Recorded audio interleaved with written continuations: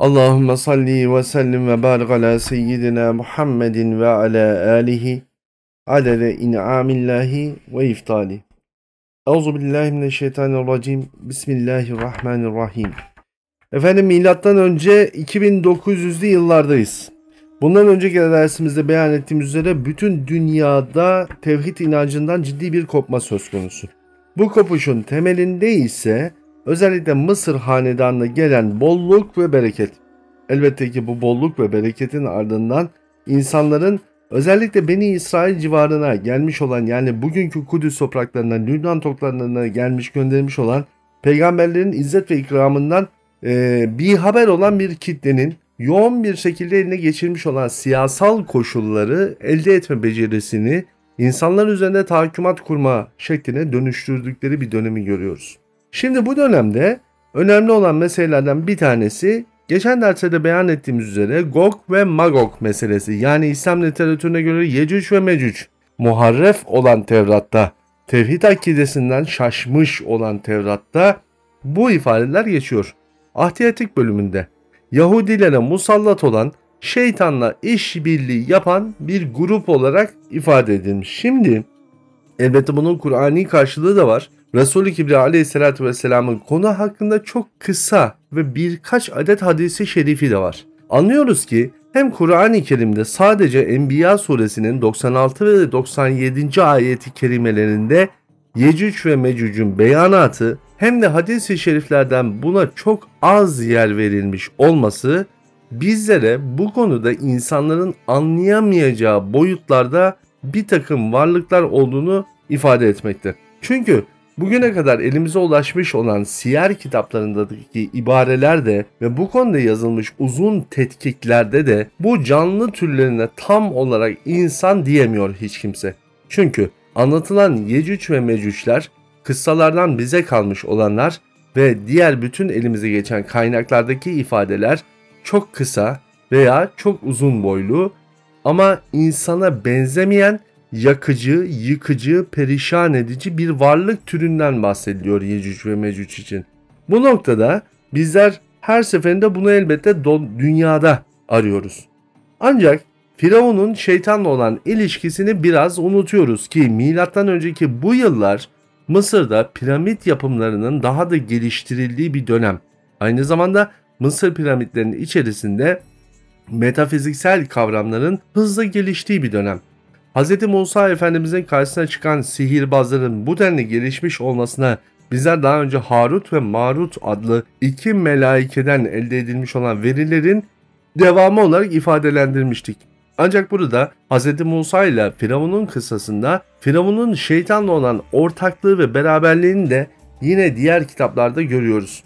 Bir zaman sonra Firavun'a özellikle krallar bölümünde gelen bir şeytan var ki bu şeytan orta boylu ve bilge bir kişi olarak ulaşıyor.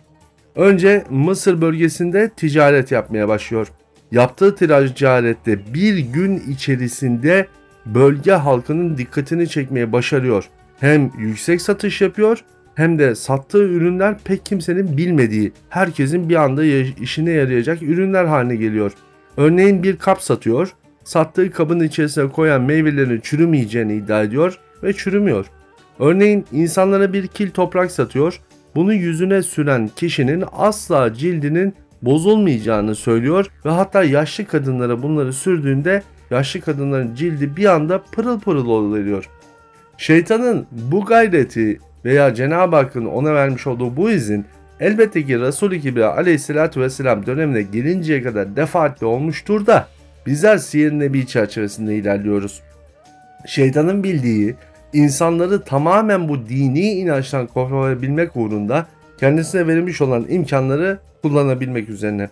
Firavun kendisine gelen bilgiler dairesinde çok geçmeden 2-3 gün, 2-3 ay veya içerisinde şeytanın bu özelliğini öğrenip bu adamı çağırtırıyor. Şeytan Firavun'un karşısına geçirip eğer istersen sana gökten yardım indiririm dediğinde Firavun tevhid akidesinden kalan ama uzun geçen zamanlar sonrasında bozulmuş ve hatta peygamberler ve civar Beni İsrail'e göstermiş olduğu zulüm karşısında ona nasıl bunun olabileceğini söylüyor. Şeytan Firavun'a gökten bir yardım indirerek Firavun'un bu manada putlaşabileceğini, Beni İsrail'e karşı yapacağı kıyımların da onun peygamberlerden daha üstün olduğunun anlaşılmasına vesile olacağını söylüyor. İşte tam da burada tabiri caizse kıyamet anına yakın bir anın benzerini yaşıyoruz ki tarih tekerrürden ibarettir sözünün bir kez daha karşılığını görmekteyiz. Efendim işte tam da bu noktada yine tarihsel bir süreçtir, uzun uzun konuşmak lazım ama özetiyle geçmek gerekirse Firavun şeytanının oyununa evet diyor ki bu evetin karşılığını bizler bugün yapılan bütün kazı çalışmalarında elde ettiğimiz milattan önce 2500'lü yıllardaki Firavun'un putlaştırılmış özelliklerinin bir anda geçiş sürecine dahil olduğuyla özdeşleştirebiliyoruz. Peki ne oluyor tam bu esnada? Uzaydan yardım alıyor şeytan. Uzaydaki varlıkların dünyada Firavun'un emrine girerek bir takım işler yapabilmesini sağlıyor. Çünkü Yecüc ve Mecüc garip bir şekilde dünyada özellikle Kudüs bölgesinde müthiş derecede kan akıtırken, herkesi mahvperişan ederken, insanlar mağaralara filan sığınmışken ki bu uzun bir süre sürüyor. Bu uzun süre boyunca seçimli bir öldürme psikolojisiyle peygamberler öldürülüyor, insanlardan hikmet erbabı öldürülüyor, tarihi kaynaklar mahvperişan ediliyor ve bu Yecüc ve Mecüc halkı bir dönem boyunca Nil deltasında bile çalışıyorlar. Ama bu çalışma bugün anlayacağınız manasıyla değil elbette. Şimdi bu sözümüzün her ne kadar akıllara biraz uçuk geliyor olsa da Enbiya suresindeki karşılığına varmak lazım. Zira burada Hz. Allah bizlere şu beyanatı sunuyor. Estağfirullah. Hatta izâ futihat Ya'cucu ve Ma'cuc ve hum min kulli hadabin yansilun. Nihayet Yecüc ve Mecüc'ün açılınca seddi diye de eklenti yapılmış doğal olarak. Onlar her tepeden yeryüzüne akın ederler. Dikkat! Yeryüzüne akın ederler. Vaktarabel va'dul hak. Hak olan vaat yaklaşmıştır. فَاِذَا هِيَ شَاخِصَةٌ اَبْصَارُ. Artık onların gözleri hayretten açılmıştır. اَلَّذ۪ينَ kefer.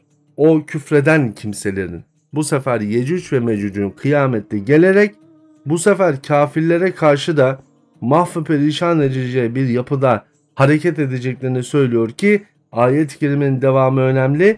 Ya veylena kad kunna fi gafletin min hâzâ bel kunna zalimin. Yazıklar olsun, gerçekten bizler bu durumdan gaflet içindeydik, habersizdik. Gerçek şu ki biz zalimlerden olduk. Peki Allah Azze ve Celle bunu nerede anlatıyor?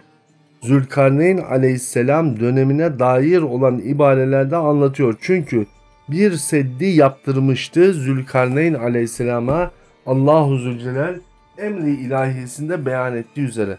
Öyleyse gerçek vaat devri Muhammedi'dir. Her ne kadar Hz. İsa dönemine kadar etkili olmuşsa da. Hz. İsa dönemine kadar Yecüc ve Mecüc'ün bir kısmı öldürülmüş, uzayda çekilmiş olan sed yapısıyla dünyadaki vazifelerine engel olunmuştur.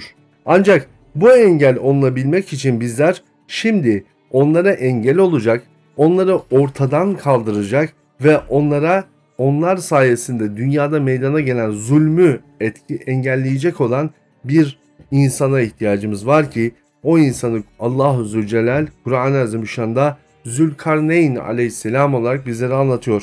Efendim yarın Allah nasip ederse Zülkarneyn aleyhisselamın doğumu ve bu devirler içerisinde onun Yecüce ve Mecüce karşı verdiği mücadele ve diğer bütün unsurlarıyla beraber bu tarihsel ibareleri okumaya çalışıyor olacağız.